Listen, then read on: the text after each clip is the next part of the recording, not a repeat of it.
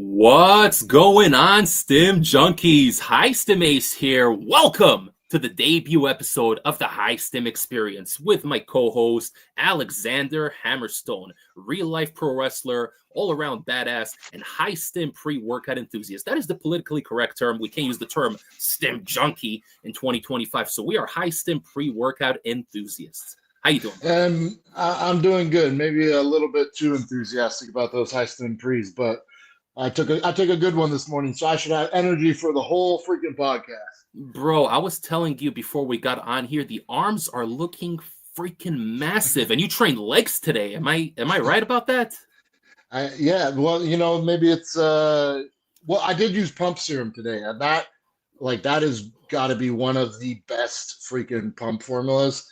Like, despite there being products that have like a similar label, that one freaking gets me pumped, and it lasts all day long. Yo, huge supplements have been on a freaking roll this year, man. All the reformulations, in my opinion, have been improvements. Even the Rect pre-workout, which removed the Araya, and I know a lot of people were pissy about that, but I love the new formula, man. It's one of my go-to dailies, and Yep. other than that one unfortunate experience I had 2 days ago, which wasn't because of the Rect pre-workout, mind you, but we're going to talk about that in a little bit. For those of you guys that are tuning in right now, the chat is live, it's open. I am not looking at the chat at the moment, but whatever questions you have for myself, for Hammerstone, whether it's pro wrestling related, fitness related, pre-workout, anything that you guys want to talk about, leave it in the comments. There's going to be a section in the end of the video. We're going to go over all the comments, all the questions, what have you. But basically, the vibe of this podcast here is just two bros shooting the shit, because we literally have conversations almost on a daily basis.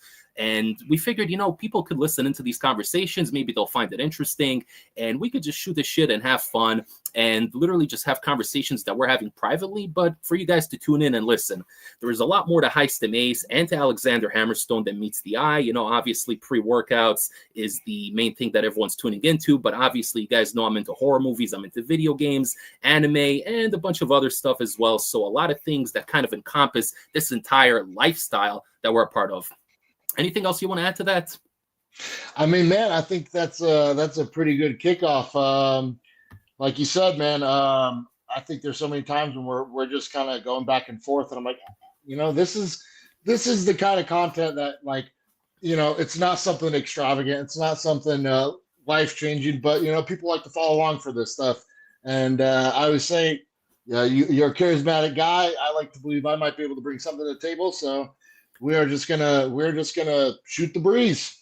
Bro, I love what you've done with the channel, by the way. Whoever's not following Alex Hammerstone, follow him. I'm going to link the YouTube video. I actually think it's already linked in the video description, so if you guys want to click the video description, I already linked his YouTube channel there. Subscribe to him. Other than stuff that he does on his own personal life, pro wrestling or whatever, he's gotten into reviewing supplements, not just pre-workouts, but also fat burners, pump formulas, hydration formulas, right? I think he did a hydration one as well.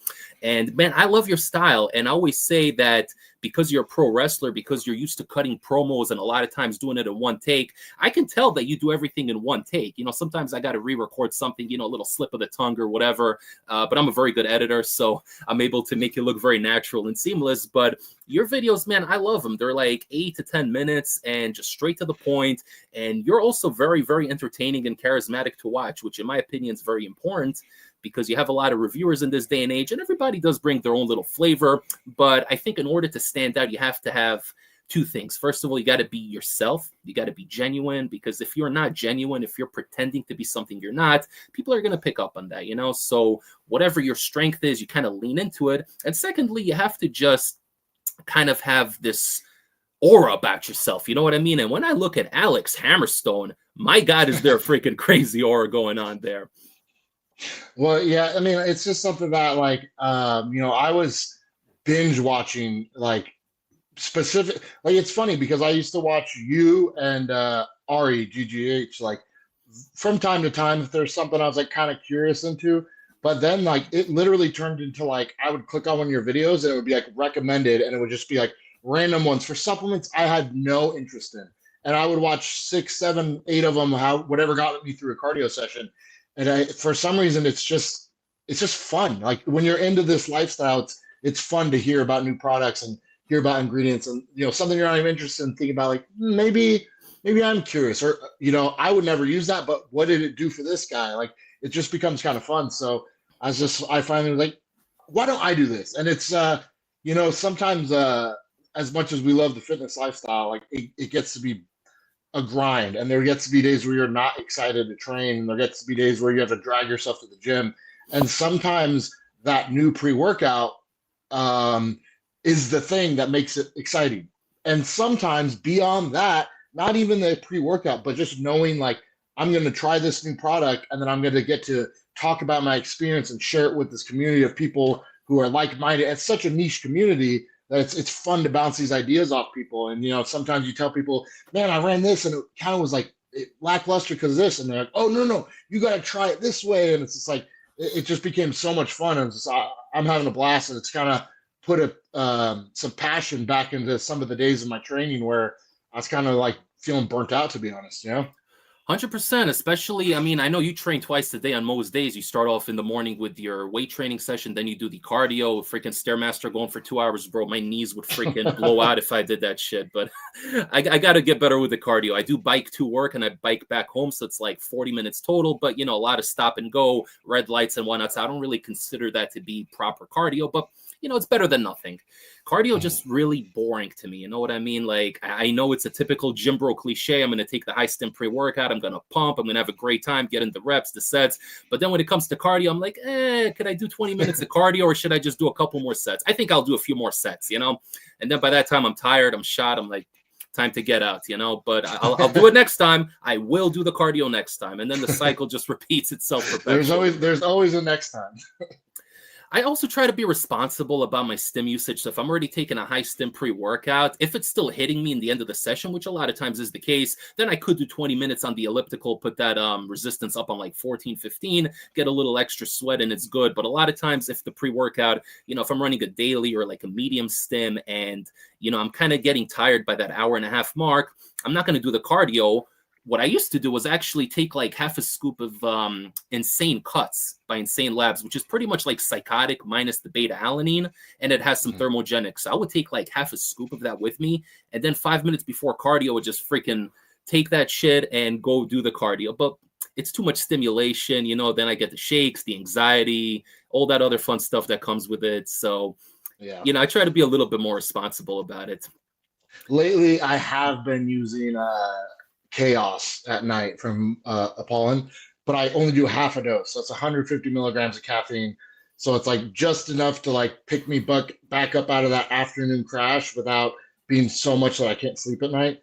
But I got to be responsible because, like I told, you know, I've told you the story. There was a while where I was using that like Oxymelt before my cardio sessions. I got the habit of using that every day. That destroyed my sleep. It messed up my freaking circadian rhythm. It messed up everything. I was like, okay, I'm going way too hard on those stims, man. I've been there, bro. I've been there, you know, and there's times where I'm just not in the mood to start off my weekday, you know, like if Monday comes around and I had a great weekend, you know, hanging out with my girl, playing video games, going to the gym, doing all this stuff I enjoy doing on a regular basis. And then Monday rolls around and I'm just so not in the mood to go to work. I got to be up at 6:30. And, you know, a lot of times I'll take like a thermal spark on a Monday morning, you know, even though I'm not utilizing it towards training, but it kind of puts me in like this positive, sharp mindset where it really gets me going and really eases me into the week. But I'm trying not to rely on that too much. I'm trying to kind of switch over to, you know, alpha GBC and L-tyrosine with my morning coffee, because a lot of times if I take even Oxymelt, I actually ran it like 2.5 weeks ago on a Monday or a Tuesday for work, you know, and I felt great for like 6 hours, you know, it got me just right. But then like around 2 o'clock, I started crashing so freaking hard, man. And it wasn't a good time, you know? So I know this is High Stim Ace and this is the High Stim experience, and we both live the High Stim lifestyle, but I try to be a little responsible when it comes to that stuff, man. You ever get to the point where you just feel like you're overdoing it? Oh man, yeah, there's been a couple times, and especially when it comes to like these freaking pre-workouts, because like it is such a blessing that any company is willing to send me a product and on the house and say, we just want you to post your thoughts about it. But what happens is a lot of the companies that gravitate towards us are these unique niche companies that offer these high stim pre-workouts primarily DMHA. So you end up with this. I end up with this backlog of like 6 or 7 DMHA pre-workouts I haven't even opened yet, and I'm not. I don't want to be disingenuous and try to make up what the review would be based off the label. I know I could do that, and it would sound all legit, but that's just not my. It's not my prerogative. But at the same time, I'm like, okay, I'm only going to use DMHA twice a week. I'll use it, have 3 days off, use it again. But I got into the habit a while there where I was like, I was just trying to get through these products. So I was like, okay, I'll do every other day. And within a week, it was like I would take a 300 milligrams of DMHA and feel like I took an energy drink. So I was like, okay, this is not working. I had to do a complete reset. Bro, I'm due for a reset, and I mean like a serious, probably 10-day reset. I'm due for one, but I just keep getting new products in, and there's a lot of hype around certain products, like the one that just came in, the one that I just reviewed here. Where's the screen? Right here. Everything's reversed over here right now. But yeah, the 2-amino isoheptane caps. If you guys haven't seen this review, check it out after the stream. Obviously, finish watching the stream. Like the stream, by the way, if you haven't yet, and watch this review. Okay, and we're going to talk about it in a little bit because that was one hell of an experience. And like I said, I'm probably due for a little stim break myself because a lot of times it's weird because certain pre-workouts that normally hit me, maybe they won't hit me quite as much. I'll give you an example. So today, I actually took one of my favorites, which is Hyperdose. I got it from highstimpreworkout.com, which right now they're in the process of restructuring the website and everything. But this one's one of my favorites. It's always given me really positive vibes, but also this like illicit mood elevation, nice little nootropic focus. And this thing also lasts like 6 to 8 hours. And I took it today at 12 grams, which is usually how I do it. I paired it with a pump formula. And I had a good workout. I had a really good workout, but it didn't really hit me quite as hard as I wanted it to. I really wanted it to kind of take me to the next level. It was good, but it wasn't quite on that level. And there's a lot of other instances where a lot of times I'm just thinking to myself, man, Ace, at least a week, maybe just take a week off, switch to decaf coffee for a week. But I know I'm going to be freaking miserable if I do that, man. I can't drink decaf coffee, bro. What the hell is that all about? That was me on Thanksgiving morning because this was actually like the first Thanksgiving where I didn't train in the morning because, like for the past 10 years or so, it's become pretty commonplace for gyms to actually be open on Thanksgiving. When I first started working out, they were all closed, but now most of them are open till at least like 2 p.m. because I know everyone wants to come in, get their morning workout so they feel less guilty about eating 12 slices of pumpkin pie. Like, 100%. Yeah, man, the 30 minutes of incline walking really balanced that out. But for the first time in years, man, I didn't train because I'd been doing 2-a-days for 3 or 4 days in a row and going hard. Like I just kept upping my cardio up. And by the time Thanksgiving came, I got out of bed. I felt like I got ran over by a truck. And I was like, you know what? I'm gonna do a complete no. I was like, okay, well, let's go get a coffee. Like me and my girl in the morning, start off the day nice since we had the day off. But I was like, actually, if I'm not gonna train today, I should use even just the 24-hour period to have no stimulants. So I got decaf, and man, I was just jonesing for some real coffee by noon. It was just like I was walking through mud. I know, bro. I know the feeling. And I'm happy you brought up Thanksgiving because that's something we're going to discuss today. I had a very weird Thanksgiving. It was good, but it was also very, very weird. So you mentioned the gym, right? And also my gym, they're open, I think, from like 7 a.m. to 3 p.m. Again, a lot of people are into training now and they're going to feel less guilty and whatnot. And I used to always do that. And it's weird because my job where I work, I'm a teacher. I work in special education. So it's a privately funded type of organization, get paid by the state and whatnot. So it's kind of weird because certain national holidays were closed, but then other ones were going to be open, but kind of unofficially open. So basically what they've done this year is Thanksgiving, the program was technically closed. So all the participants in the program did not come in, but us staff members had to come in for our annual staff training. So staff training, basically going through like safety protocols, fire safety training, kitchen sanitation, all the boring shit, CPR training. I'm CPR certified, by the way, not that anybody asked, but it's kind of a boring thing because it's the same shit that we go through every year. And since COVID, they actually switched it over to doing it online. But then they realized that people were just not reading any of the information. They were just signing the papers and, you know, giving it in. Meanwhile, no one knows how to do CPR or whatever if someone's choking. So they're like, okay, this year we're going to bring everybody back. And yeah, it's going to be kind of a half-day situation. So we're doing training from 9 a.m. to 3 p.m., which is when I finished. And unfortunately, my gym was closed at that point. So I did have the dinner. My mom came in from Poland. She's going to be staying here for like the next month and a half, which is great. So she went to my aunt's house, which lives like 3 blocks away from me. And it was just like a very low-key, small family event. But I got home at like 3:15 and she said, come by 5 o'clock. So I had about an hour and a half to kill, and I didn't really know what to do with myself. I'm not going to sit and play a video game. I'm not in that headspace. So either I'm going to record a review or I'm going to train here at home because the gym is closed. So I still have my little bench from the COVID days, you know, the equipment I invested in, my Bowflex adjustable dumbbells. And I'm like, screw it, let me just take a pre-workout and get in like a 45-minute session. Doesn't have to be anything crazy. Let me work the glory muscles a little bit, you know, arms and chest. So I look a little more presentable when I'm there pounding that turkey. And I get there after the workout. I ran wrecked and raged at just 1 scoop. You know, didn't want to get too hopped up. And I had a good workout. I had a killer workout, man. But I got over there and I'm telling you, first of all, there's a shitload of food because that's my Polish side of the family. And they literally make enough food to feed a freaking platoon. I'm telling you, man. So 2 different types of turkeys, freaking like 8 different variations of potatoes, mashed potatoes, so many salads, just so much food overall. Bro, I ate like a few bites of the turkey, a little bit of the mashed with the gravy. I was done. I was freaking done. And I know it has to do with the Retta that I've been running for 3 months already because that kills my appetite and also just fills me up very quickly. And I've been eating very little. But I'm telling you, man, even last year I ate so much more. I've never eaten as little as I have in my life on Thanksgiving, bro. So that was my Thanksgiving experience. That was an interesting one. Yeah, man.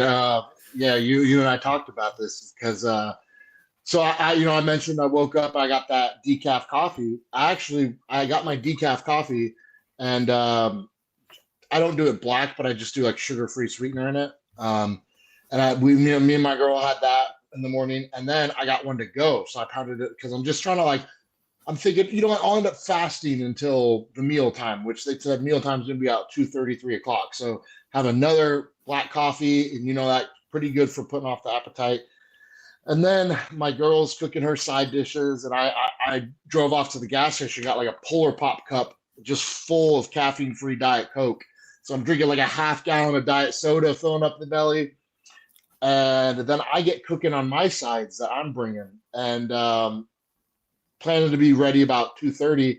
My girlfriend texts me about 2. She's like, yeah, it's probably going to be like 3:30. I was like, okay, no big deal. And then at like 2:45, she texts me, oh, it's probably like 3:45, 4. And then at like 3:15, she's like, probably 4:30 you could be here. Oh my gosh. So now I'm like, I thought I was going to fast until the meal, but I'd already like, I put off as much as I could. And I'm like, I'm freaking starved. I need to eat something.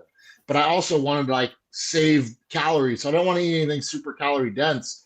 So I open my fridge and I have all my meal prep. And I don't prep meals, I prep ingredients. So I have like a container of rice, a container of sweet potatoes, a container of chicken, container of beef.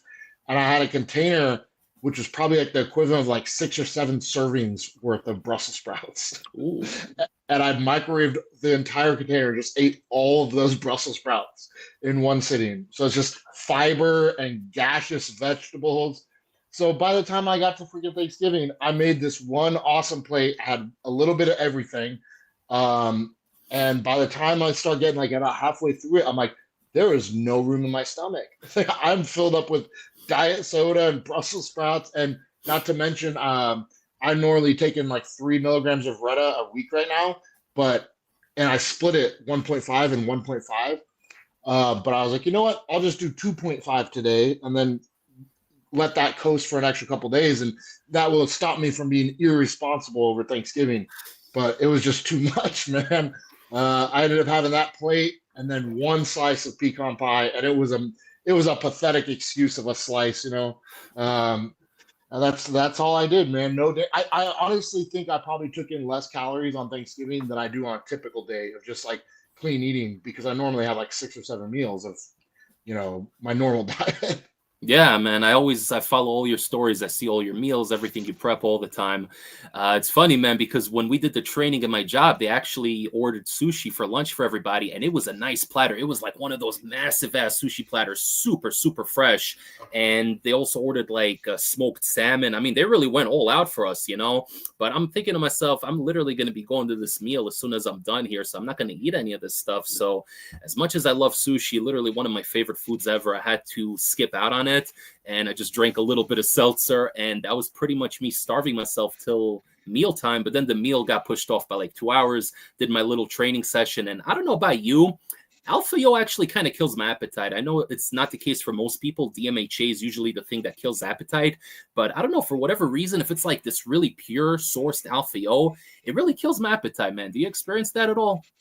So I wouldn't say it, like it kills my appetite where it like suppresses it after dosing, but I will say while I'm actively experiencing the effects of it, I don't even think about food. Like when you feel that stimulation and kind of like that alpha yo head buzz, like and the energy kick you get from it, the entire time that's happening, it's like I'm not even. If I was hungry, I'm not really thinking about it. Like that kind of sensation supersedes the hunger.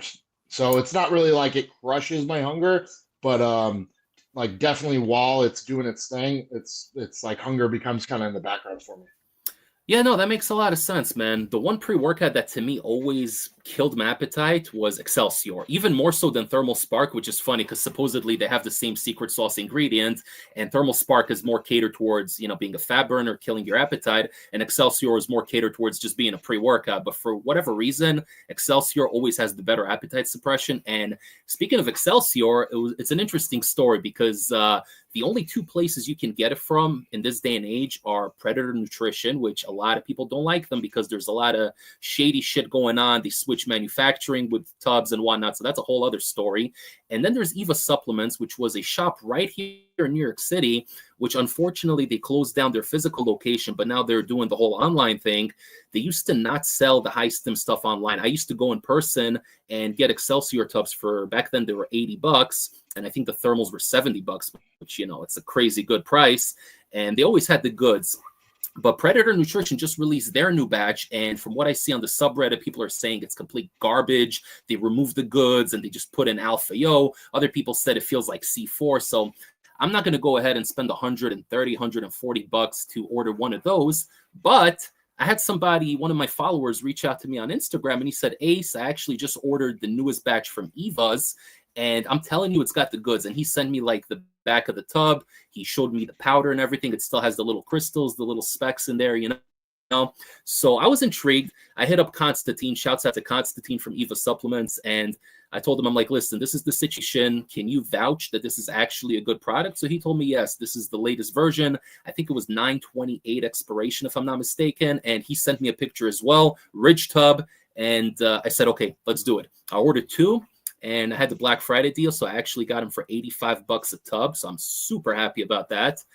And we'll be doing an updated review as well. So I'm excited about that. And it's funny because Imperial Nutrition, I don't even know who the hell owns Imperial Nutrition, but I feel like there's two different versions of Excelsior. There's the UK version, and then there's the US Eva Supplements, which are kind of like a holdover because Eva's has been around since the 90s, you know, so they had like their connections with Driven Sports and Imperial. And bro, it's such a shady freaking industry, man. The more time I spent in this industry, the more I realize how freaking shady it is. Yeah, Excelsior for sure is one that's got me curious because it's like, you know, you gave me a sample of it and I ran it. I was like, I didn't really, but like, I didn't really get much out of that. And you're like, you were super surprised, but I'm like thinking back, I'm like, was I looking for the wrong thing? Like, was I looking for like a euphoric head buzz? And realistically, like, I came in on leg day, so I just wanted like this super, like, either crazy focus or this super elevated mood, or like, but then I've like noticed like other, like certain supplements, like for example, the Oxymelt caps. If I would have used those for weight training, I would have thought they did nothing. But because I use them for cardio, and I went in and I'm just like, oh man, like I normally hate cardio, but I just like I feel good about it. Like I didn't feel any like super head buzz. I didn't feel it was just like, oh, these are just mood elevating and like a good, like it's a good feeling.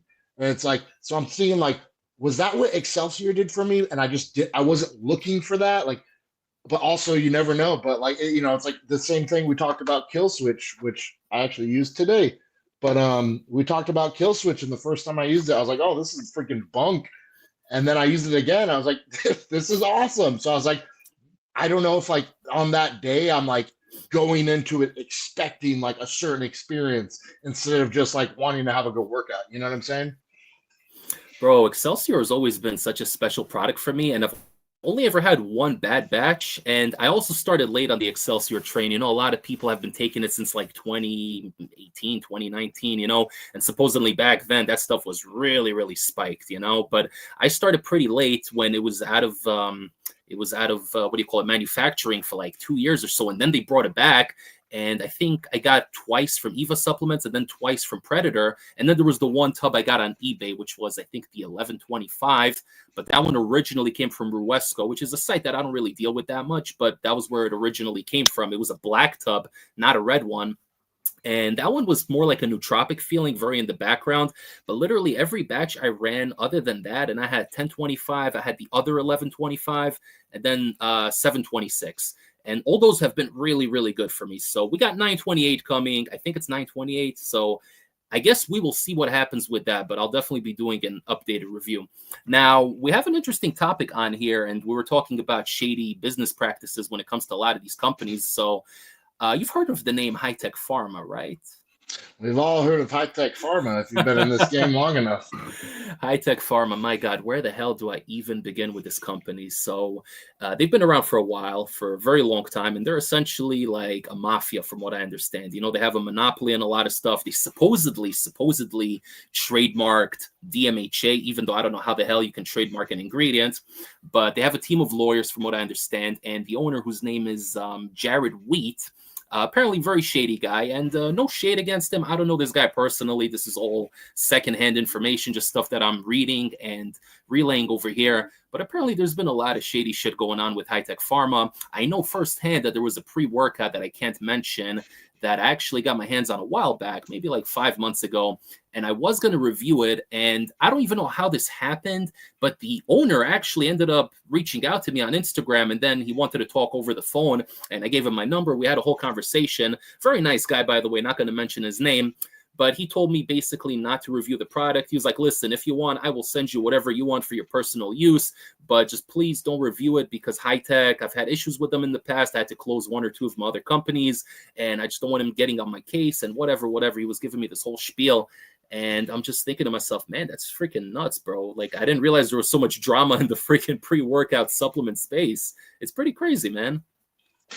Yeah, man. I've heard some stuff, because like not only is like the current situation is something like they were like forging documents to pass the GMP, where it's like supposedly they failed on all these. It's the pretty much the equivalent of like a restaurant not passing the health inspection, and so they basically created their own health inspector company to come in and do another inspection. And so that's like essentially what happened, I believe, where they created this auditing team to come in and redo all the inspection and say they passed it, but they created that company. That I think it was something kind of like that. But I've like you were talking about kind of being the mafia and trying to like patent stuff. Like that's what I was told about, like the DMHA type patent, and I was just like, that doesn't even make sense. And then the guy who was explaining this to me was like, yeah, no, it doesn't make sense. You can't patent a stimulant. Like it's something that exists. But like they have like a pseudo patent on like the wording or the way it's labeled, where it's like it doesn't really hold enough weight. But a lot of these supplement companies, like, first of all, it takes a ton of money to start a supplement company and try to get off the ground and get. So a lot of these people are starting with like throwing their life savings in and trying to like build from the ground up, and and then they just get slapped with this lawsuit. And it's like, if they had the money to fight it, they would win. But they would have to fight it, and it's going to take 5 years, and it's going to take expensive lawyers, and it's going to take this and that, and so at the end of the day, it's like they didn't really have a case, but they knew how to basically just like hold you underwater long enough that you just give up. You know what I'm saying? Basically, I mean, that basically happened to our buddy Evan from Sublocker. He was starting to come up, and I reviewed a bunch of stuff for sublocker.com, which, by the way, they're no longer around, which is unfortunate. But I am in touch with Evan. He actually hit me up recently. He's kind of trying to shift over to peptides right now, so he's kind of building up his inventory. And when the time is right, I will make announcements and try to maybe even get him on the show to promote his stuff. But he also kind of got screwed over. We have the pre-workout right here. The lockdown, right? The lockdown pre-workout, which was a really nice, smooth feeling, semi-euphoric feeling type of product. But he actually got a letter from Condemned Labs, which, by the way, is owned by Hi-Tech Pharma. I'm sure most people knew that already.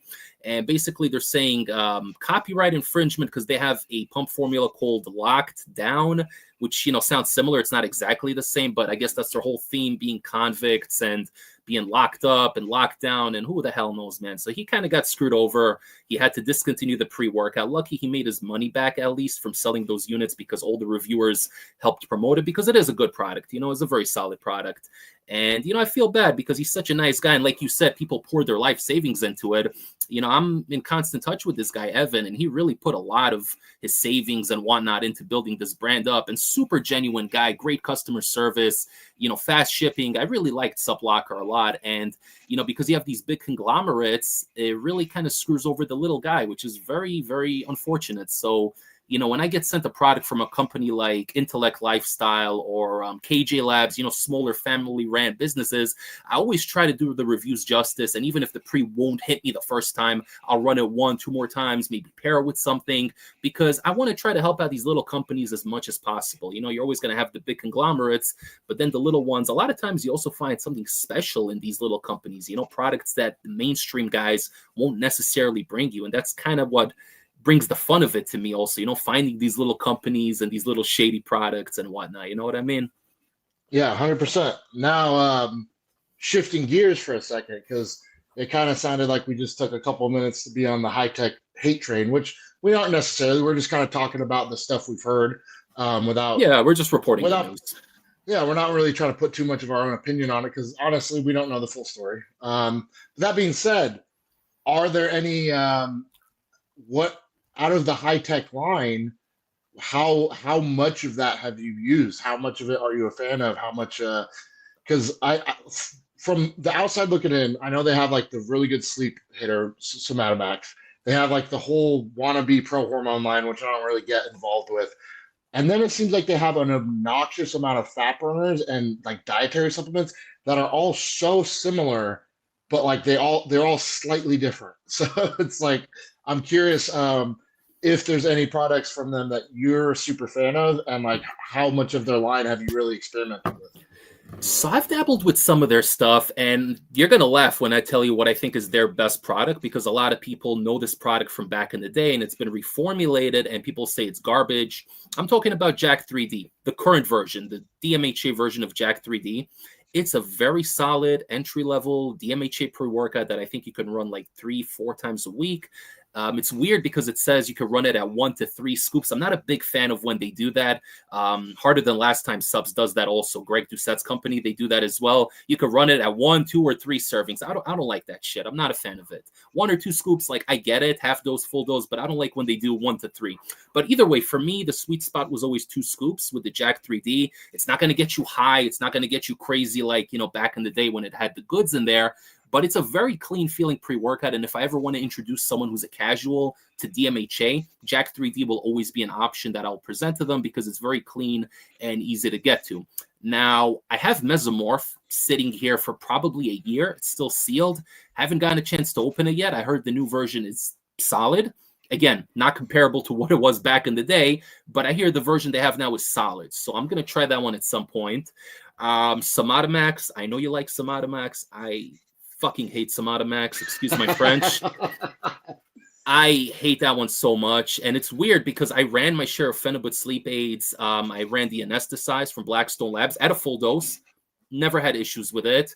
Back when Ninja did their Ninja Zen, which had the Phenibut at like 750 milligrams, I think that one was always good for me. My favorite Phenibut sleep aid is actually Midnight Reset from Coca Labs. It's just a perfectly balanced product. I forgot how much Phenibut it has, either 500 or 750, but then it also has GABA at a lower dose, so it doesn't give me that crazy chest constriction and tightness. And it has also melatonin and some other ingredients that just help with relaxation. So that's a good one.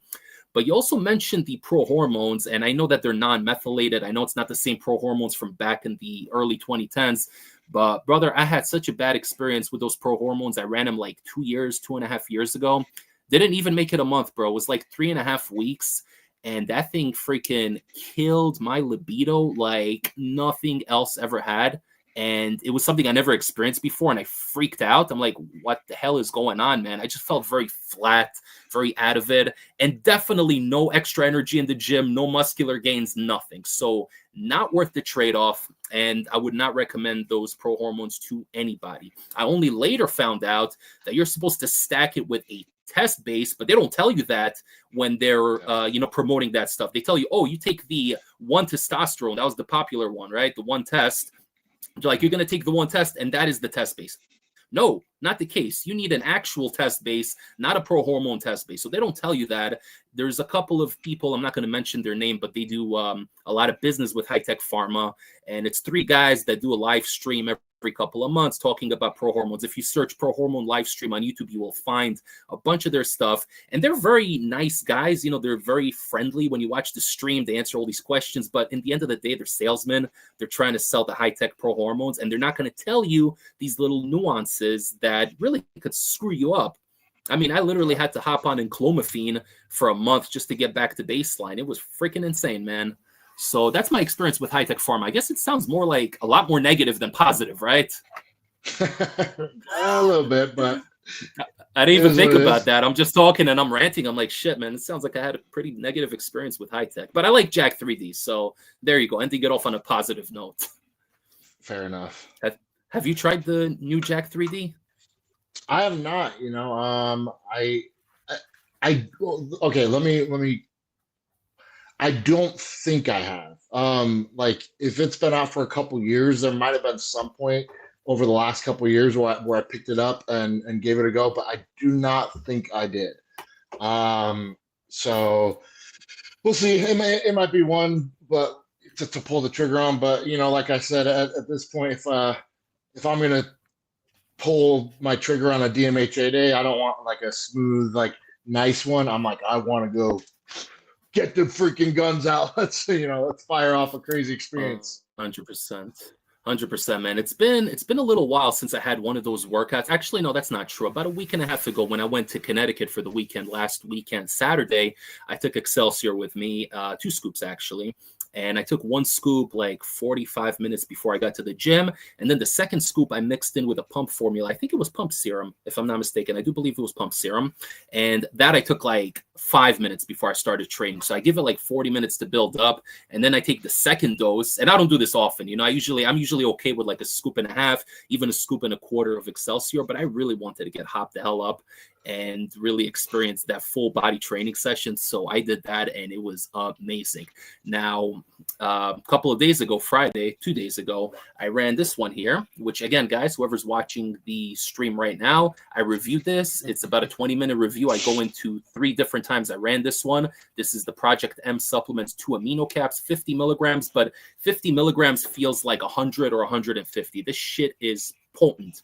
So obviously Thursday I had Thanksgiving, like I mentioned earlier, didn't eat all that much, but it was a nice experience. Got to hang out with the family, took a couple of shots, was in a good headspace, and whatever, that was that. Now Friday I went to work because obviously Black Friday I'm working as well. But Friday's half a day, so I finished at like 1:30. I got home by like 2 o'clock. And I said, you know what? I want to get hopped the hell up right now. I really want to get hopped up. I can go to the gym for like 3 hours today.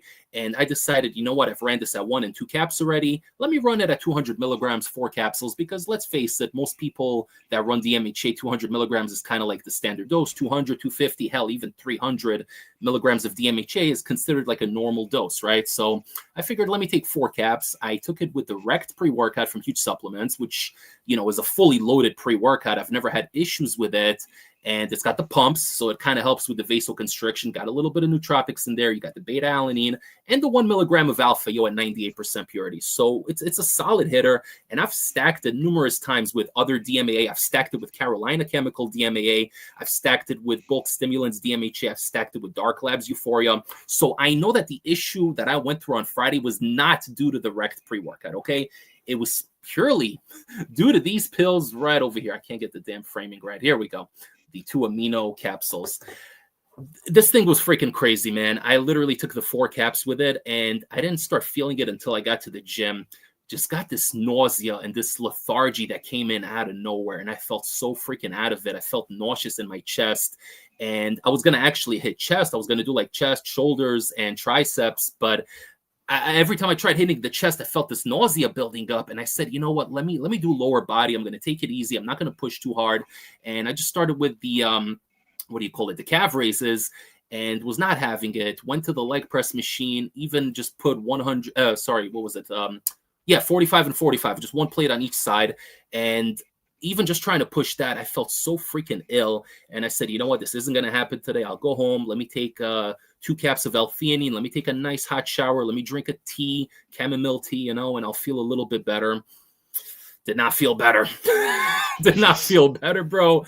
I felt so freaking sick, and my mom was staying by me for the weekend, and you know her right away. You know, she's old school Polish, and she's like, oh, it's all these powders you take. It's all chemicals. It's bad for you. Why don't you just start drinking some organic juices? Start eating beets and Brussels sprouts. What do you need all this stupid powder for? Chemicals, you know? And I'm like, yes, mom. Yes, mom. Yes, mom. Yeah, I'll cut back. I promise I will cut back. Promise. Yes. And that was pretty much that. But I ended up just kind of trying to watch a movie with my mom and my girlfriend. And, I was feeling so bad, but I was just trying to power on through because I can't go to sleep too early. 6:30, I can't go to bed. But after like 8 o'clock, 8:30, it's more doable. So I just kind of forced myself to stay up to like 9 o'clock. And by 9:15, I put in my earplugs. They were in the other room hanging out, and I just passed the hell out. Woke up the next morning at 9, and I still freaking felt out of it. Still felt a little nauseous. So, just made myself my coffee, had my protein shake, and I did take Excelsior at 1 scoop on Saturday.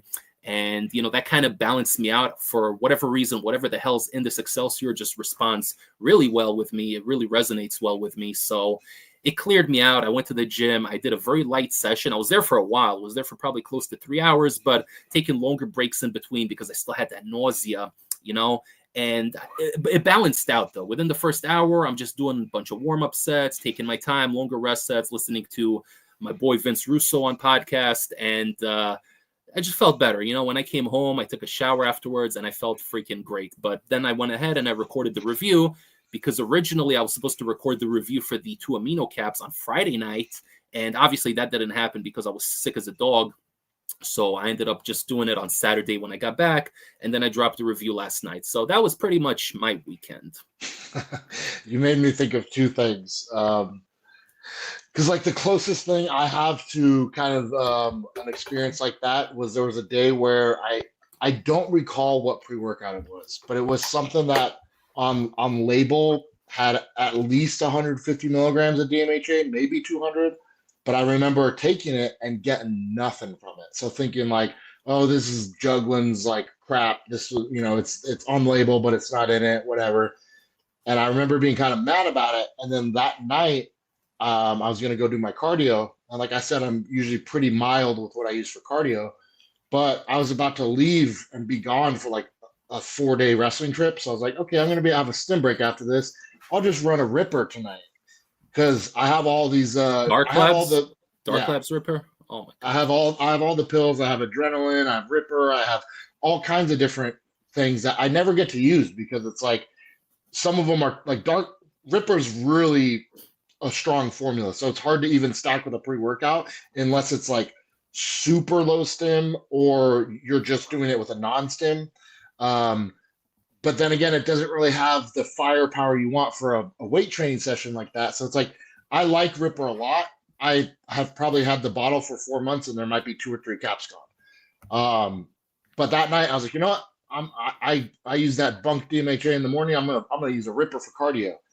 I take the pill. I'm getting like the typical, like, okay, I'm getting the Alpha Yo, I'm getting the GBB.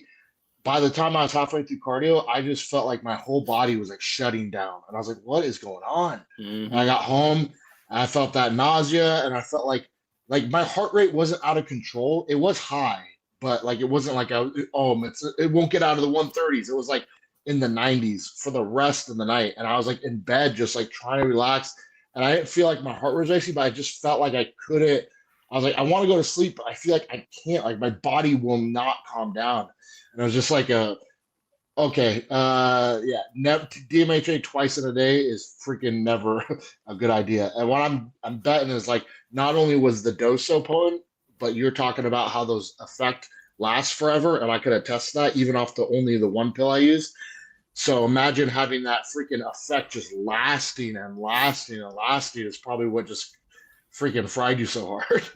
Bro, I couldn't shake it off, man. I'm telling you. And in hindsight, I should have known that because I ran it 3 times. The first time was 50 milligrams with a morning cup of coffee just as a nootropic. And it took it like almost an hour to really get to the state where I wanted to be. But then I was on the entire day. That was a great experience. I think that was probably my favorite experience. 1 capsule with a morning cup of coffee. I think that was my best experience. But the second time was good too. I ran it with that Axe and Sledge intake. Christmas themed pre workout, which I also reviewed. That's a daily driver, but it's got 2 grams of tyrosine. You know, I freaking love tyrosine, man. Probably my favorite nootropic. And usually 2, 3, 4 grams is the dose that I like it at most. So for me, taking that at the full dose, also did it one morning before work, but I paired 2 of the DMHA caps. So my thought process was, I'm going to do some calisthenics over here at home. I have the push-up stands. I have the ab wheel. So, I'm going to do a little bit of calisthenics for like 20, 25 minutes. And then I hit the shower and then I'm going to bike to work. So getting in a little extra cardio. And then the rest is just going to keep me going for work. And it was great, dude. I was texting the owner and telling him like, bro, it's been 5-6 hours since I took it and I'm still freaking wired. That was great, man. That was honestly fantastic. And I didn't even start crashing until I got home. And it wasn't even like a crash, I was just kind of going back to baseline, and just getting a little tired from the long work day. But that experience running it at 4 cabs, bro, I'm telling you, man, it lasted till the next day. And I even woke up the next day and was super out of it. And nothing helped, man. The chamomile tea, the 400 milligrams of L-theanine, which usually does help a little bit. I keep a little bit of CBD oil on hand. Bro, nothing freaking helped. It was terrible. It was one of the worst experiences I've ever been through. I can't even remember the last time I went through something like that. Heroline V1 from Dark Labs. Bro, that was crazy, man. I remember running that one probably like a year and a half, 2 years ago. And for the first 30 minutes, I felt like a god, bro. Freaking strength and endurance. And I was pushing hard and I was wired and euphoric. And dude, it was nuts because that had DMAA in it. That was like the real deal. But when the cold sweats and the shivers started coming in at that 35, 40-minute mark, man, I was just in front of the gym bathroom mirror, just washing my face and contemplating my life, dude. That was freaking nuts, bro. Now, you did make me think of one other story that I have to tell because it's so absurd.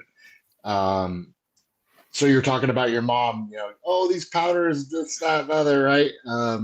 So I had to live back with my mom for a couple years in my late 20s.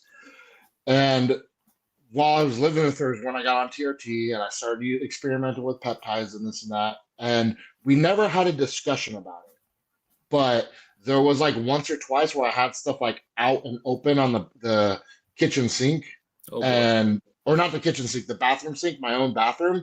But then I'd like get home from work and she had like straightened up the bathroom and everything was put away. So it's like, okay, so she definitely saw, and there's no way my mom knows the difference between TRT and like full blown like steroid craziness or what a peptide is versus what a whatever. So she just saw, I'm sure she saw needles, she saw alcohol swabs, and she saw vials.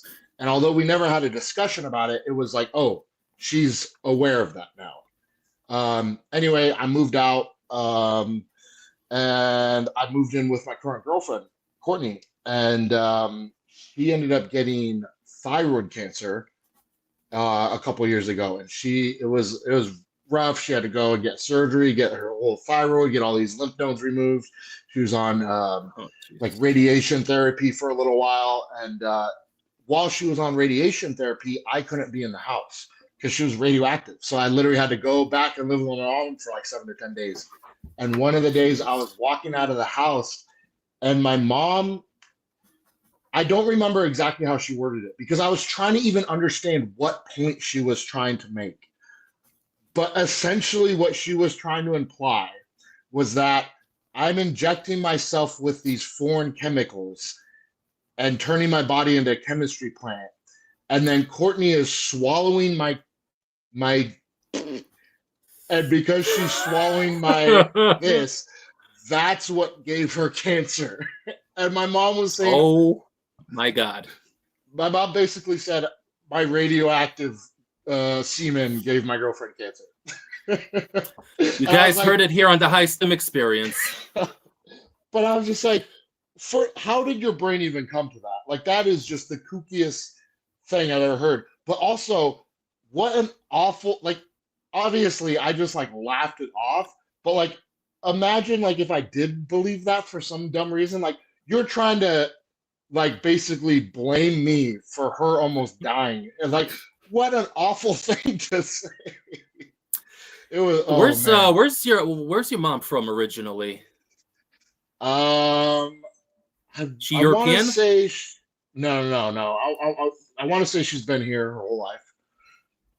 Okay, no, because my mom's Polish, born in Poland. You know, she's European, and she comes from a very different lifestyle. You know, she was born in 1960, and back then everything was natural. They would go get everything from outside. You know, they would literally pick the vegetables from the fields. You know, my grandma, her mother, used to literally raise chickens, and then when it's time to make a chicken soup on Sunday, you know, she's schlachting the chicken and making fresh chicken soup. So she comes from like a very holistic and organic background, you know, and obviously I do believe that they were much healthier back then than we are today with all the artificial crap we have.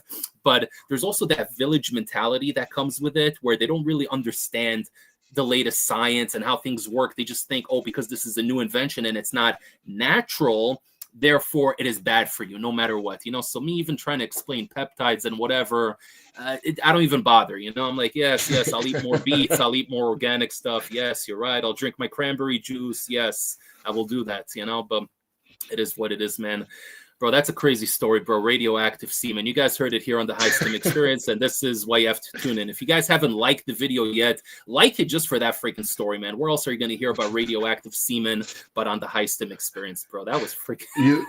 You got to cut like the last 10 seconds right now and make a short. Where else are you going to hear about radioactive semen? And that's all the short I'm going to do that. I'm going to do that for sure. I really got to start being more active on Instagram. And I look at GGH, my bro is dropping freaking Instagram shorts left and right.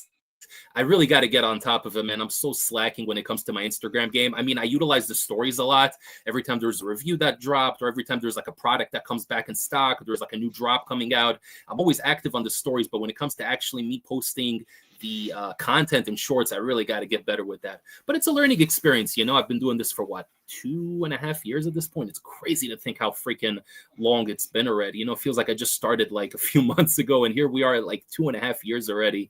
But you're still learning constantly, you know. I enjoy the whole YouTube, Instagram thing. You're always learning. And even, you know, with this podcast, this debut episode, we're going to try to get this on Spotify and what's the other one? The Apple. I'm so bad with all this shit. Podbean. You know, we're going to try to do that stuff down the line and get everything archived and on there. But we're learning, guys, so bear with us. We're just two gym bros, two high stim pre-workout enthusiasts having a lot of fun, man. You mentioned you were going to a show earlier. You said like last weekend or something. I know you flew out to France also. What shows have you been in recently in terms of wrestling? Man, so November, the big ones were the France show, obviously, and then Future Stars of Wrestling, which is kind of like the biggest company in Las Vegas. They've also like they're kind of like a breeding ground for a lot of like the top West Coast talent. I've heard of them. Yeah, so they had a big show, which was awesome because I've been the heavyweight champion of that company 3 times over the last decade, and I got to come back and basically the gimmick was like the intro match was a Royal Rumble type match, and the winner of the Royal Rumble would go on to face the current champion in the main event. And I won the Rumble, so I got to wrestle their current champion and kind of like do a passing of the torch moment for him. Mm-hmm. So it was just which is a super huge honor. Like that's like I love when I get the opportunity to do something like that for someone who I feel has like worked really hard and deserved it. And this guy's freaking awesome.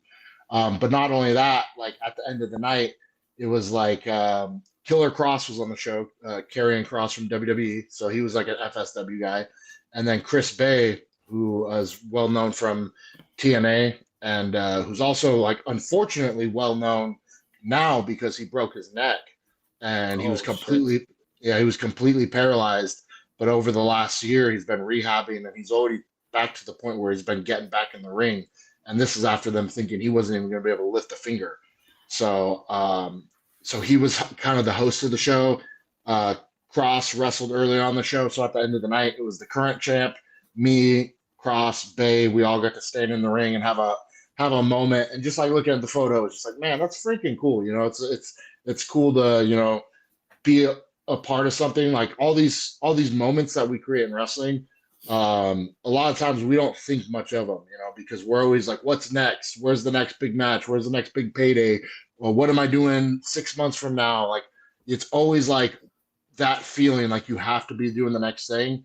But when you do get those moments where you get to kind of take a step back and realize like, oh, you've created something that people like it's a big memory for them. And they like, a lot of people remember this. A lot of people care about this. A lot of people, will talk about this was my favorite match. I loved when you wrestled this guy, or when you and Chris Bay wrestled at the casino 6 years ago, I was there. And now it's just like, it's cool, man. It's just, it's a nice feeling, You're essentially creating moments that people can reflect on that particular time and basically have like an association with it, and even for you, like you said, you put that guy over, and it's a moment. It's something he's going to remember. It's something you're going to remember.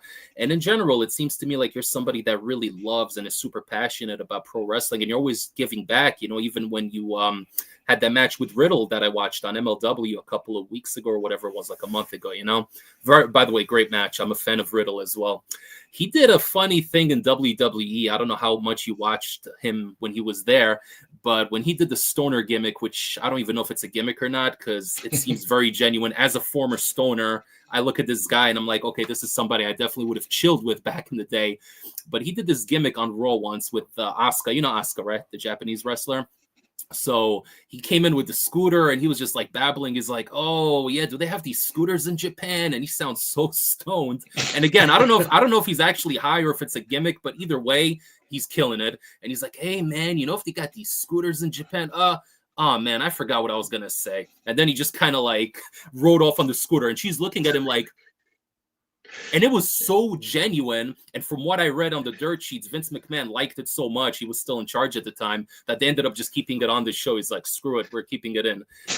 So ever since that moment, I was always a fan of Riddle, because I like entertainment. I appreciate good matches, ring work, much respect to that, and telling stories in the ring. But for me, it has to be a balance of good wrestling, but also characters, stories, and like you said, moments. That to me is the most important thing. Like if you ask me to name you specific matches, yeah, I could always name you certain matches: Rock versus Austin, Rock versus Brock, Rock versus Hogan, Kane versus Undertaker, Mankind. Like, I can name you some of my favorite matches. Someone in the chat is saying Hammer versus The Undertaker. Whoa, that would be something, huh? That would be something. But I always remember the moments also. Storylines to me are something that's so important. And I feel like a lot of companies, especially WWE in the modern era, I get it. They're a big company and they have a lot of shows they got to produce. It's a lot of shit to keep track of. But man, I wish they put in a little bit more effort, because there are times where they do put in the effort and you could tell they put in the effort and it's good. And they're capable of it. It's just that they're kind of on autopilot. They already have the money. The network's already signed the big deals with them. And man, sometimes I really want to like turn on Monday Night Raw. It's Monday. I'm back home from work. I'm like, I want to watch Monday Night Raw. But then I'll put it on and there's nothing going on. 20 minutes into the show, there's nothing going on. And I'm like, screw this. And I just turn it off, So yeah. Well, I don't want to cut you off. I think another thing that people, kind of the entire wrestling business has suffered from, is just the current climate of entertainment, where it's like, it's the TikTok generation, it's the ADD generation. It's like we want to be entertained right away, very quickly. We want to pay off. We want so with wrestling, if we think back in the day to some of like those moments that we loved and some of those storylines that we loved, some of those were building for months, man, months and months and months. And a lot of times now they start trying to do something like that, people are going to complain and get bored. Like, so it's like they're almost just trying to like fire off these like quick little like dopamine hit type matches or promos or segments or belt swaps or gimmick matches with sometimes like no proper build to it, or like there's no way to really give you the emotional setup for it to feel like something that you're going to remember. Like it's a fun watch, and it's something that, oh yeah, I'll buy a ticket to that, but it's like, is that going to be the match you're talking about in 20 years? No, because it doesn't have exactly what you're talking about. It doesn't have the weight behind it. It's just an isolated thing. I also feel like in order to make up for the lack of characters and showmanship, they just do crazy shit in the ring and then they get injured, you know? And it's a shame because a lot of these guys seem like very good, genuine people, and they're cutting their careers and possibly even their lives short by doing crazy shit. And then when you go back the week after and you do a normal type of match with normal pacing, people are going to say, oh, this is shit because it doesn't have those crazy spots that they did last week. And then you try to outdo yourself, you know? Just a name that comes to mind from AEW, Darby Allin, right? Very talented guy, has a cool look, and you know, I like his character, but man, this guy does some crazy shit, you know, and you could tell he's not going to have a very long career. I mean, I hope I'm wrong. I wish him the longest and the best health and the best career, but it's scary, you know, when you're trying to do all this crazy stuff to outdo yourself regularly, and you can't always do it. The body's going to give out at some point. Look at some of our heroes from the Attitude Era and even going back a little before that, the Golden WrestleMania era. You know, you see the shape these guys are in right now, and it's heartbreaking, you know? These are people we grew up idolizing and loving, and you see, bro, I saw a clip of the Big Show the other day. The guy can barely walk. It was the saddest thing ever. It's freaking wild, man. And people used to always talk shit about Big Show. I always loved Big Show. I loved the constant face and heel turns. It was such a meme, you know, oh, Big Show turned again, you know, but I always thought he was such an attraction. He's the closest thing to Andre the Giant that we ever had, you know, and people used to talk smack about Big Show. I'm like, how the hell can you talk smack about Big Show, man? This guy has a larger than life presence. Why? Because he doesn't do 3 moonsaults in the ring? Come on, give me a freaking break, man. Yeah, that's why I think when it comes to some of those guys like Show, when people went to live shows and saw him, like that completely changed. Because it's like, it's one thing to think somebody looks big on camera. It's another thing to be standing next to them and realize I have never seen a human this big.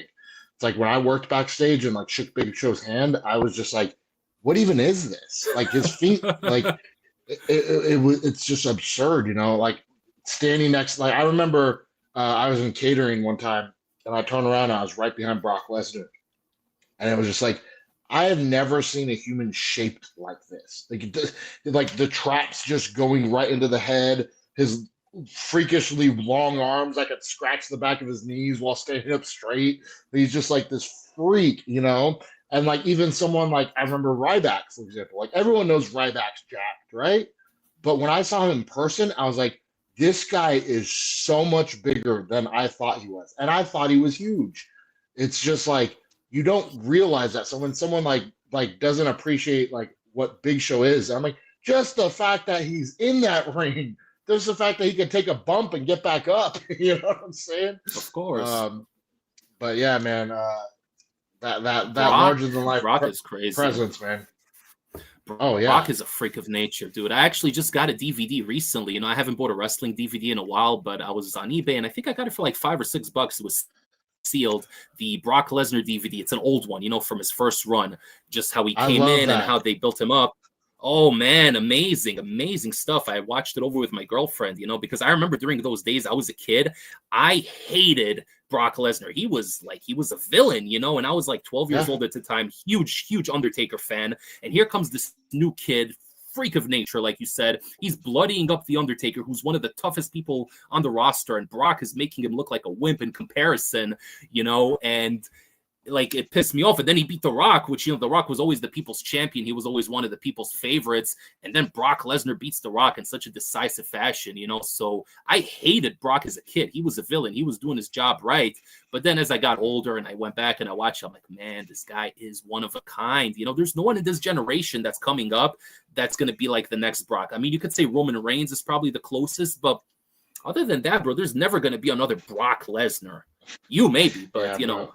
No, bro. Brock, like you said, man, Brock is a freak, man. And like it's crazy because there were so many matches on that DVD box set. Like the match versus RVD at King of the Ring, the match where Yes. he beats The Rock at SummerSlam for the title. That are just these incredible, super fun to watch wrestling matches that still hold up. And then when you realize like this guy had been wrestling for like 6 months and he's already doing this, like what the heck, man? It's just insane. Like I know guys who have been wrestling freaking 6 years who can't wrestle at that level, and it's not about the power or the strength. It's just about the psychology and the entertainment factor. And like that guy just freaking, not only is he a once in a lifetime athlete, but he just got it, you know, like you said, man, he knew how to make us hate. I was just like you. I was like, this piece of trash motherfucker. Like Yeah, I he was hated just him. so good at creating that, you know? You know who I think from the modern era actually has a very similar feel to Brock Lesnar? Not that he's anywhere nearly as big, but someone that's only been doing it for a short time and he's not even technically a wrestler, but he gets it. Unpopular opinion, and people are going to hate on me, but I think Logan Paul is a star.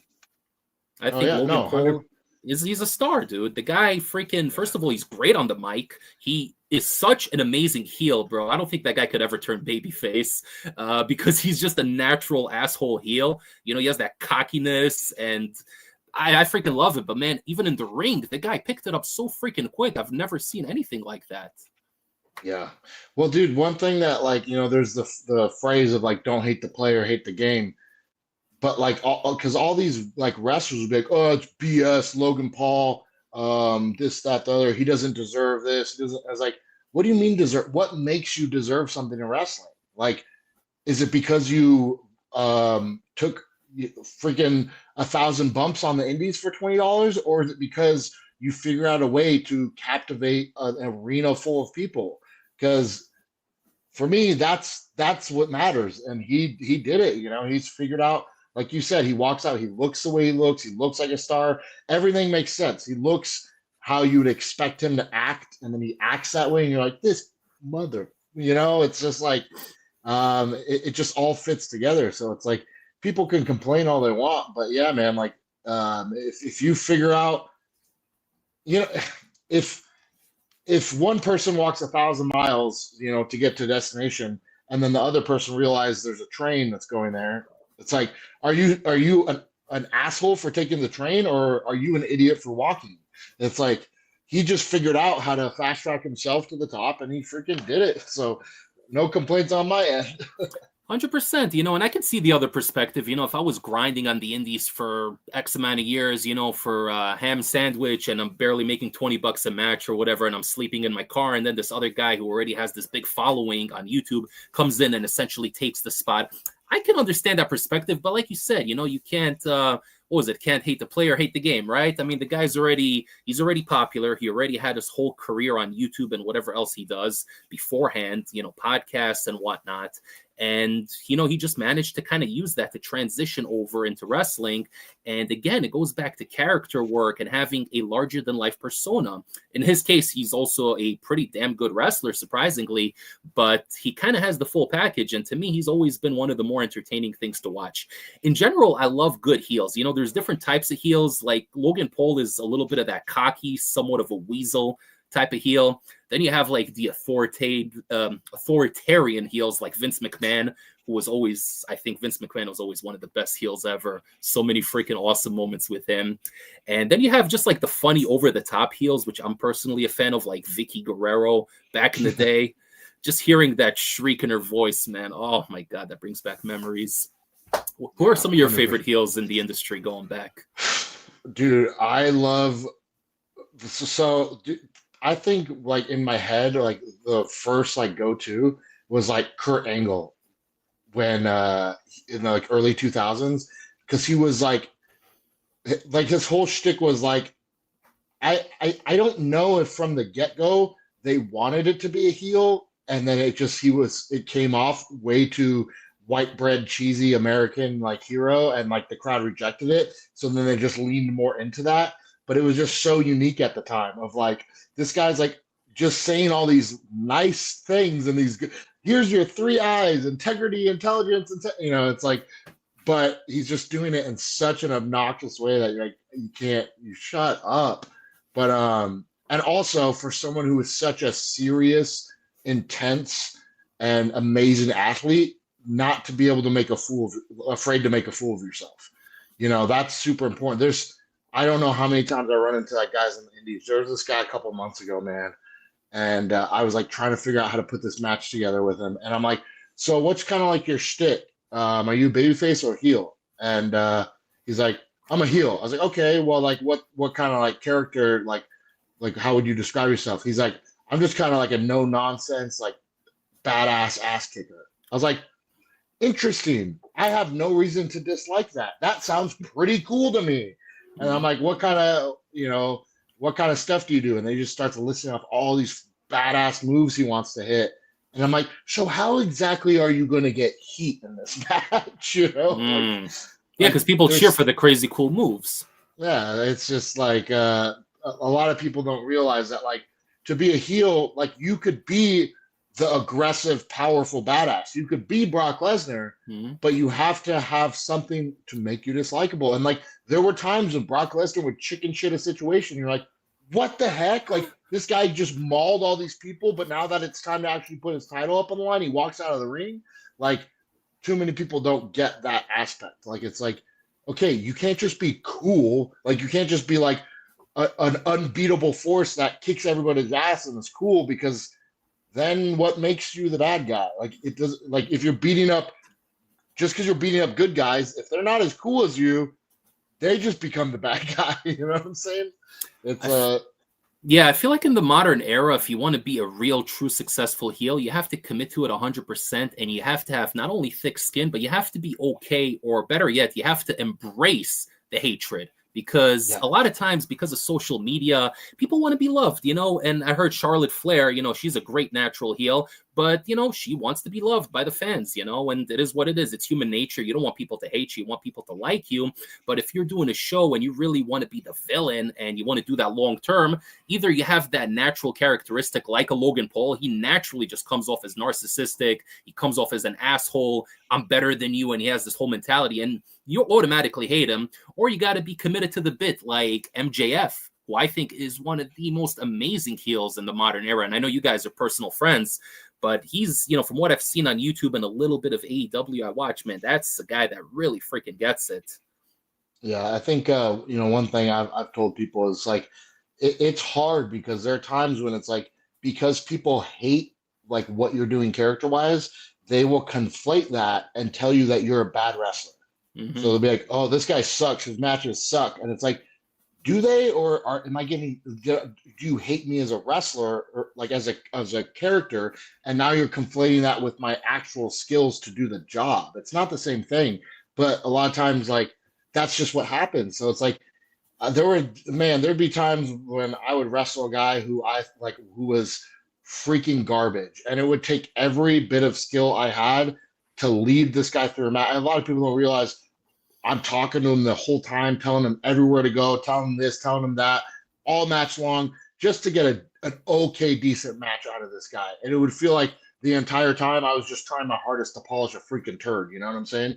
And then after the match, you get home, you get on Twitter, and people are like, oh, so-and-so's the future of this business. He was a star. You should have seen his performance against Hammerstone. Hammerstone's a freaking a robot, blocky, non-athletic wrestler, but this guy's match with him shows that he's the future. And I'm just like, oh my god, he didn't even know what he was doing in there. He didn't know his left foot from his right foot without me telling him.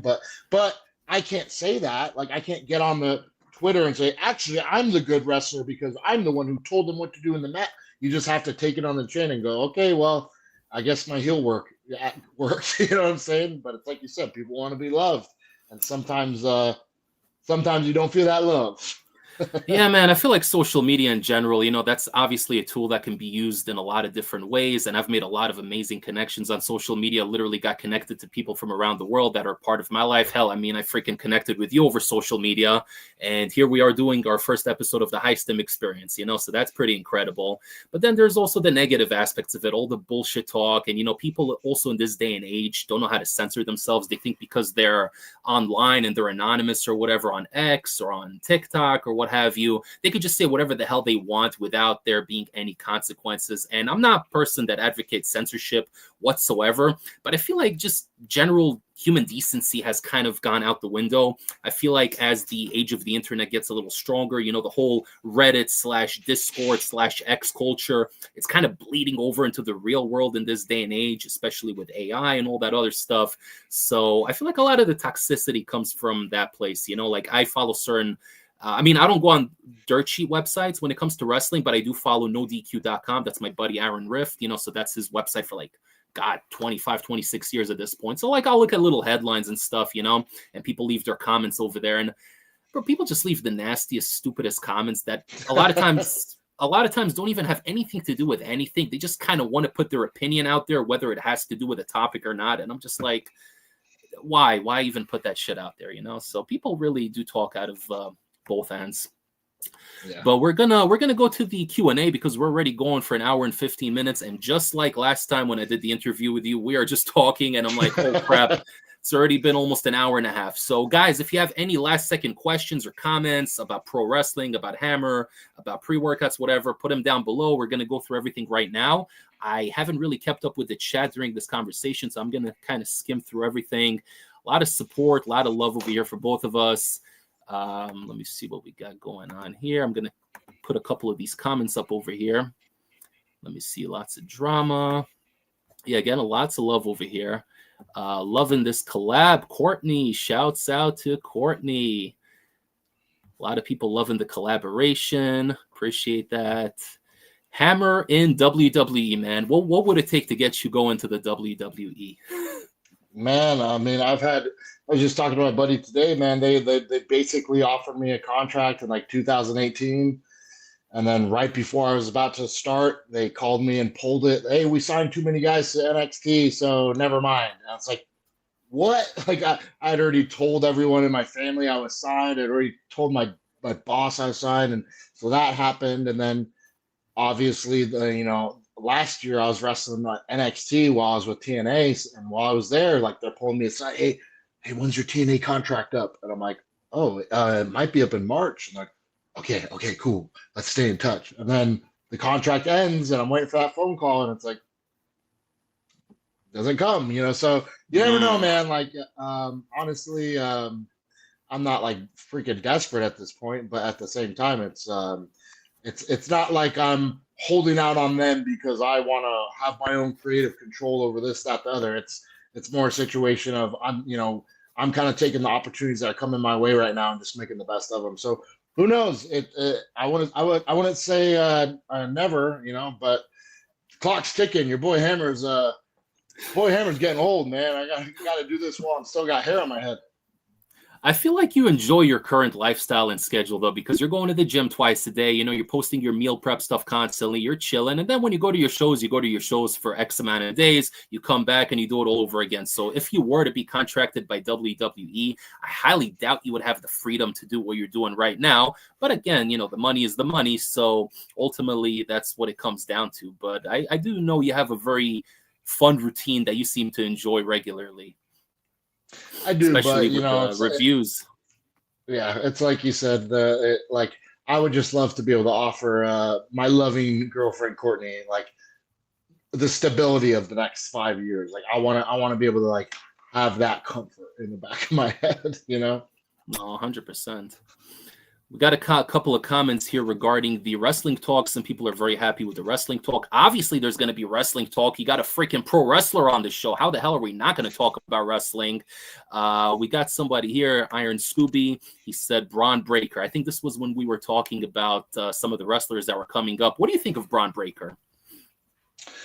I mean, it's been freaking super impressive. Obviously, when you come from that family background, I don't know how much he was involved like with getting in the ring when he was younger, but even if he didn't at all, just the fact that he was an athlete, a football player, and then as soon as he starts, he's gonna have his dad, his uncle, all of their friends, always just chipping in, giving him the best advice, so it only makes sense that he's been kind of able to have such a, rocket on his ass, to where he's at right now.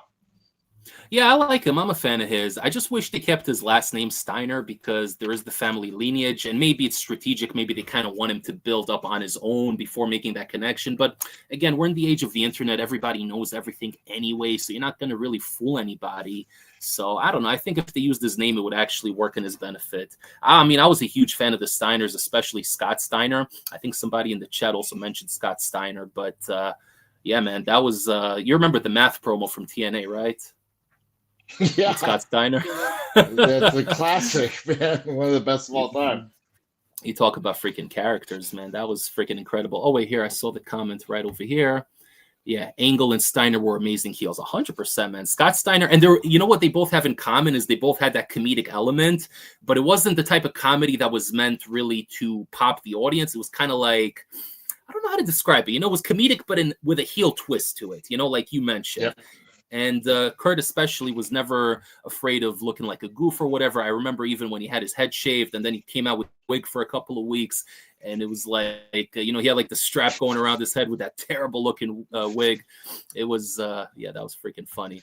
We got our friend Sophia over here, big fan of yours, Hammer. She says, Hammer, I will try to make an edit of you today. Thank you so much, Sophia. Shout out to Sophia. So she could throw this up on her story. I know that means a lot to her to get a mention. So hell yeah, shouts out to Sophia. Here we actually have an interesting question. Did you hear Predator Nutrition will be the only distributor of Crack Undead King? I actually haven't heard that. I didn't hear they would be the only distributor, but I did hear Jake from NutriCartel did say it's going to be a UK exclusive. So I don't know if that means a Predator exclusive, but it's not going to.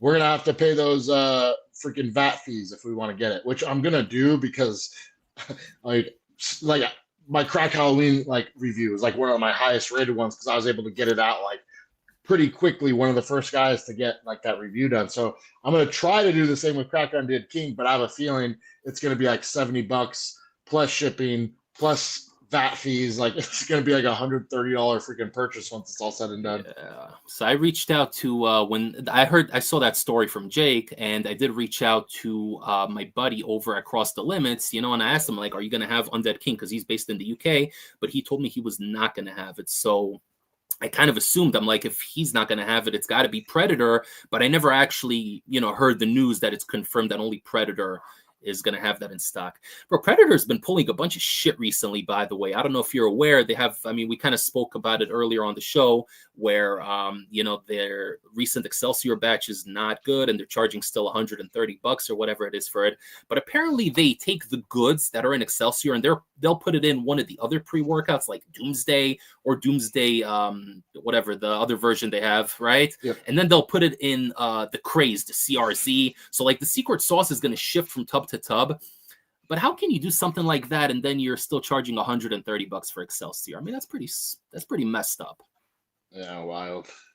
Well, I saw a freaking question that it was directed at me, but I also want to direct it at you because it says, Hammer, have you ever thought of making your own pre? So have you ever thought about making your own pre?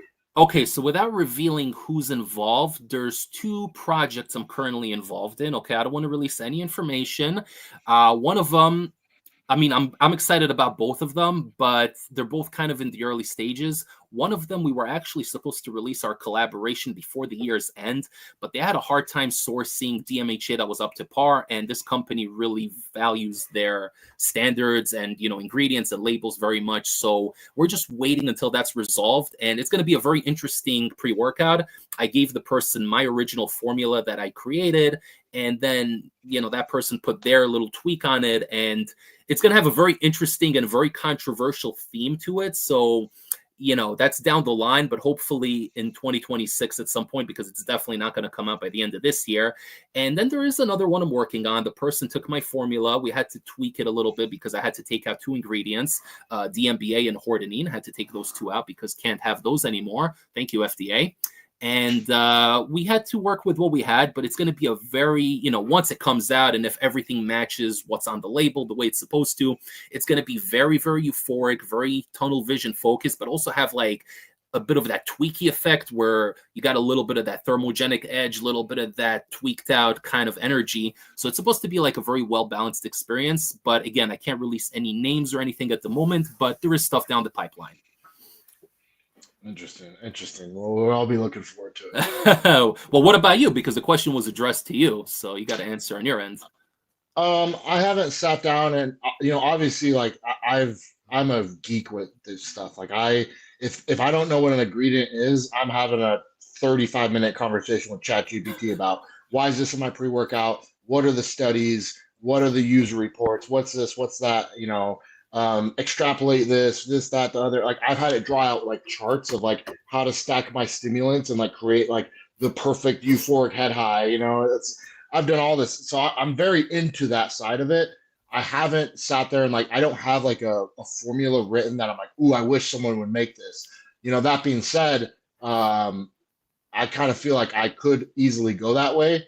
I feel like if I did, I would lean towards something that was like a stim package because I feel like there's so many quality, like super good pump formulas. Like if you're gonna stack something with Bloodsport, or if you're gonna stack something with, Sicario, like it's hard to beat those. Like, but also it's gonna be super expensive. Like to take like your stim package, and then if you wanted to add 10 grams of citrulline, if you wanted to add beta alanine, if you want to add something like vasodrive or any nitrates, like it's going to take that formula from being a $35 product to being like a $70 product, and it's like now who's really going to buy that except like a hardcore Hammerstone fan. Yeah. So I've thought about it, but also that being said, there's two different companies that have talked to me about doing a limited run, and one of them was just talking about doing like a Hammerstone exclusive flavor of one of their current products, which might be in like some kind of different artwork, and I get to kind of pick the flavor, which is super cool. I hope that happens. They were talking about doing that as early as beginning of next year.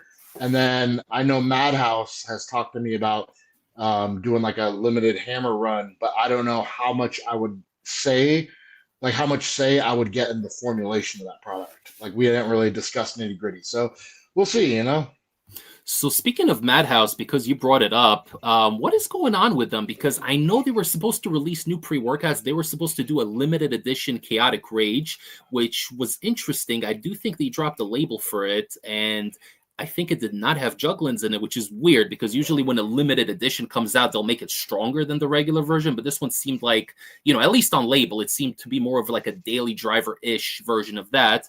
And then they were supposed to do something for Halloween, but I don't think they ever released anything, did they?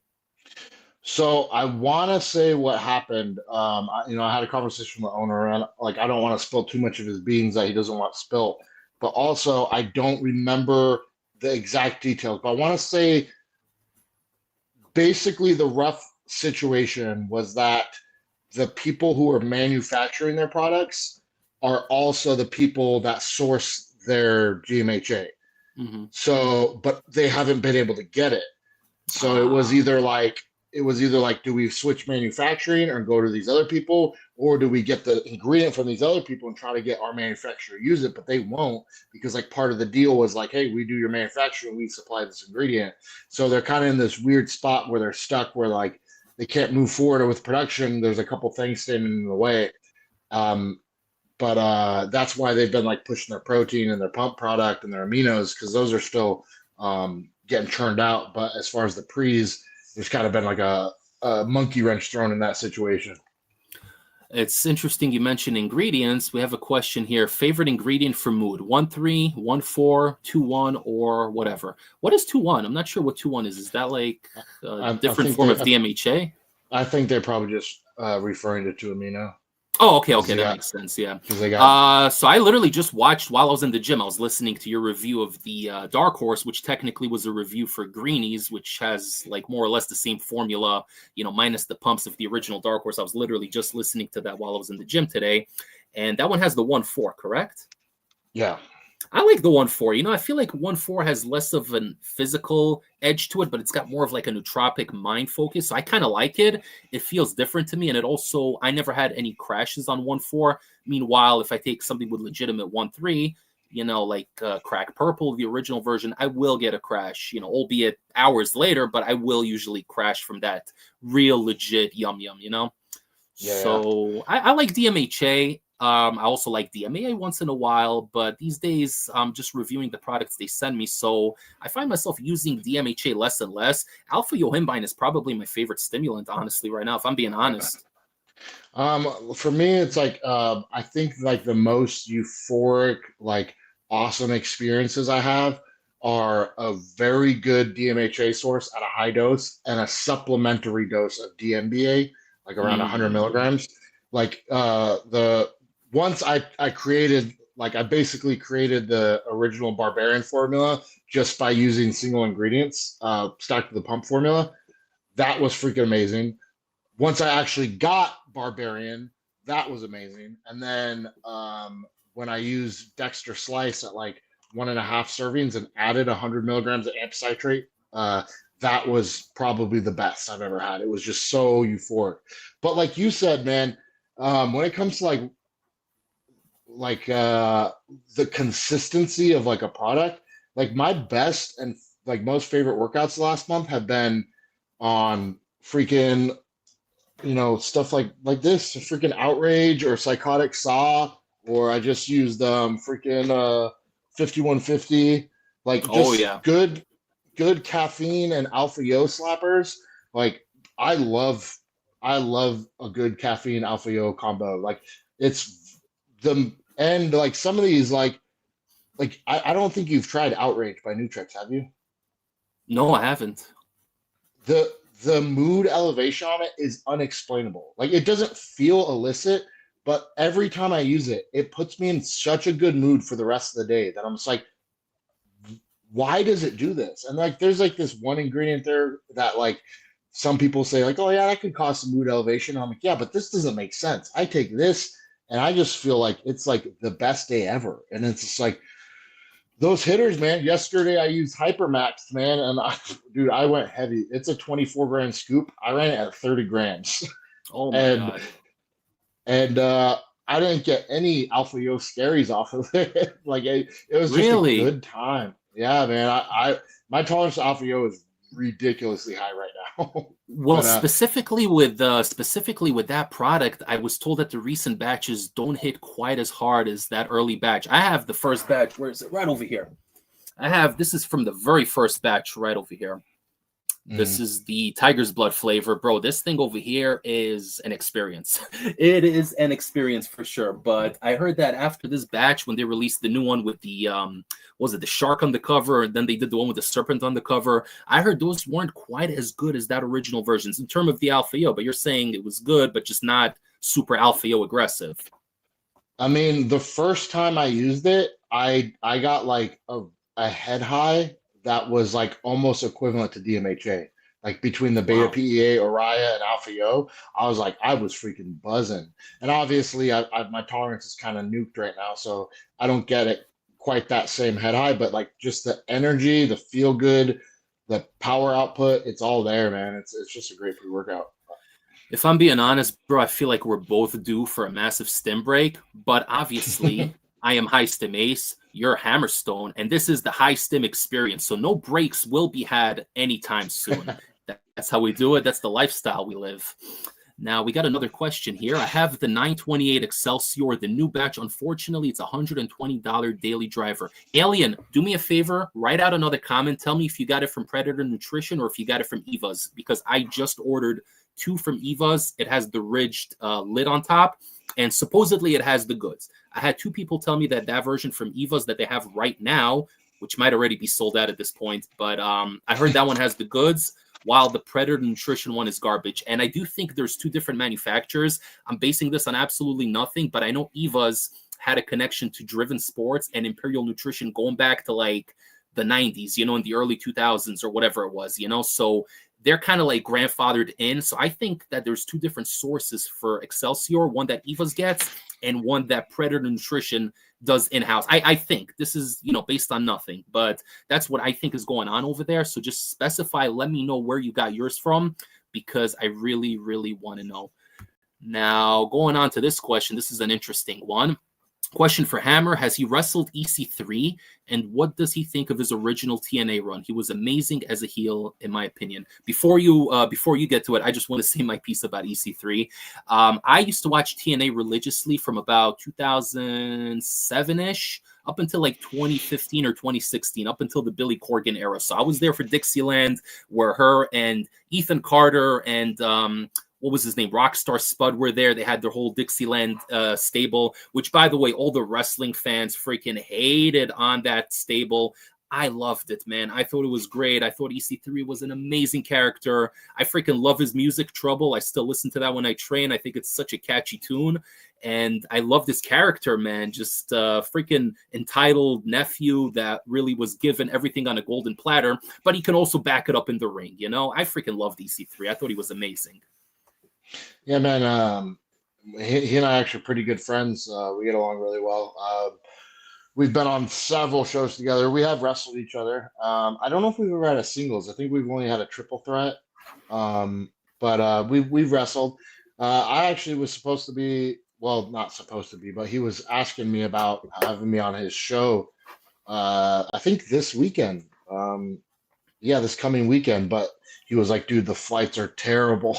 I was like, super freaking expensive. And I was like, yeah. So it didn't work out. But yeah, man, we've wrestled. I thought his original run was great. I think he's one of those guys who, not that his career is suffering and on the downfall, but he's just one of those guys who's like been a victim of terrible timing. Like he pulled the trigger on like certain things at just the wrong time, or certain things, like certain opportunities were there for him when he couldn't take them. And then certain things he was offering when like other companies had no place to put him. And it's just really unfortunate. Like he's an example of one of those guys who he has a look, he can go in the ring, he can talk, he's very savvy about television and how to create like something that's going to work. And like he's thinking about like, what do the next 6 months of this look like as a storyline, not just how do I have a cool match tonight. And all that being said, man, he's just had some like I said, I really think it's he's been a victim of like just timing not working out for a lot of things for him in the last couple of years, which is just, crappy to see, but he's still going. So yeah, no, he's great, and I actually met him in person. I went to a House of Glory show years ago here in Queens, New York. I'm in Brooklyn, but I went to Queens with my buddy to see House of Glory. And you were mentioning earlier, we were talking about seeing some of these wrestlers in person, and they're like way bigger in real life. There were two that I saw on that show. They were both on it. EC3 was one of them. And then you had, at the time, he was going by Drew Galloway, known as Drew McIntyre in WWE. Bro, I'm 6'4". This guy towered over me, and not just height wise, like just freaking big and brolic, Both of them were freaking massive in person, And EC3, I don't think people realized how ripped this guy is. I mean, he has an amazing physique on TV, but when you see him in person, bro, you could see all the striations. This guy's freaking nuts, man. So definitely another missed opportunity from WWE. They're always dropping the ball on all these great potential wrestlers. Got a few more questions here. For me, why is L-tyrosine your favorite nootropic ace? I don't know, man. I just respond really, really well to tyrosine, and it's also a very versatile ingredient. You can just get L-tyrosine capsules. You could pop 1 gram with a morning cup of coffee, and it gives you like this good nootropic feeling for the entire day. Or you can have it in a pre-workout. A lot of pre-workouts in this day and age have tyrosine in there, anywhere from 1 gram to 4 grams. I love 2 to 4 is my sweet spot. I love 2 to 4 grams. And that's why I really like that the intake from Axe and Sledge, because it's a very, very basic but clinically dosed pre-workout, but it has that 2 gram dose at the full dose, which to me is just such an amazing experience, man. So I really like it. Alpha GPC, to me, I've taken it on its own. I've never really felt it on its own. I feel like that's one of those nootropics that you kind of have to stack with other stuff to really get the best of it. I could say the same about Noopept, by the way. I know people swear by Noopept, but I tried running like 20 to 30 milligrams every morning for like a week, and like I just didn't feel anything. I don't know. So I feel like that's something you have to stack with other stuff. Meanwhile, tyrosine you could take on its own, or you could stack it and you will feel it. So that's, to me, why I like it. Are you a fan of that one? Yeah. I'm curious if you've ever used N-acetyltyrosine and if you've noticed the difference. I'm sure I have, but if I did notice a difference, I wasn't looking for it. So the next time I do use it, I will try to keep an eye on it. So the thing with tyrosine is, like the reason tyrosine is such a good nootropic is because it's such a building block for, it's like a precursor for so many things. Like it can be split off and do so many things. And a big one is like dopamine precursors. So it gives your body the raw building blocks it needs for a lot of things. So taking it in the morning is great because then it's like it kind of provides you with what you need for the whole day. But as far as like an immediate like pre-workout boost, and acetyltyrosine, because of the acetyl bond, it crosses like the brain much quicker. So it's like it doesn't have to like go through all this process to start getting broken down and converted for you to start really yielding the effects. Like you'll take a dose and it's like in and hitting you much quicker. So that being said, like a much smaller dose goes a longer way. So if you ever see an acetyltyrosine, you're like, oh, it's only got 500 milligrams. Like that's still going to do a lot in a pre-workout context. So I just learned something new today, so I appreciate that, and I'm definitely going to be keeping an eye out and seeing. I think Project M supplements for one of their pre-workouts actually used they labeled it as NAC, N-A-C, N-acetyl-tyrosine, or NAT, or what, I don't know, man, I can't spell for shit. NALT or whatever it is. Something like no, that. For sure. But we have another question from Iron Scooby here. Would you guys say Crack Daily is good? Yeah, I haven't ran it in a while, but I remember when I got sent the Crack Daily over a year ago, I reviewed it and I really liked it. It was a very, very solid hitter. And yeah, it's also stackable. You know, you could add, if you want, 2 amino caps or whatever to it, and you could turn it into Stim Junkie Dark Labs pre-workout. But it was a great label, good pumps also, surprisingly. Yeah, very, very good, unless they changed the formula recently. So yeah, to me, it was always a good experience. You know what's funny about that is there was like 2 or 3 different people who I was seeing on Reddit where Crack Daily would come up, and people were like, "Yeah, but I don't know why they call it daily. It's definitely not a daily." And like this was coming out of multiple people. I was like, "What about it does not make it a daily? It doesn't have Araya. It doesn't have DMHA. Like it has like 350 milligrams of caffeine and like 1 or 1.5 alpha O. Like why is that not a daily?" Yeah, it's a Stim Junkie daily. For us, it's a daily. Yeah. But people were like, "Oh yeah, you cannot use that as a daily." I'm like, I would understand if one person was just confused about the pre, but like this is coming out of like multiple sources. It's like even to this day, I'm like, I was like, "Were you thinking of Crack Reloaded?" Like, I don't know. Meanwhile, you have the other extreme, the other spectrum. They're going to tell you can run Crack DMAA every day. You know, like, oh yeah, I've been running this every day. You know. Reddit is an interesting place. All right, so we got like 2 more questions here, and then we're going to bring this up to a wrap. We got here our buddy Roy Sanchez. He says, yeah, that storyline with Moose during COVID was good. So he's talking about EC3.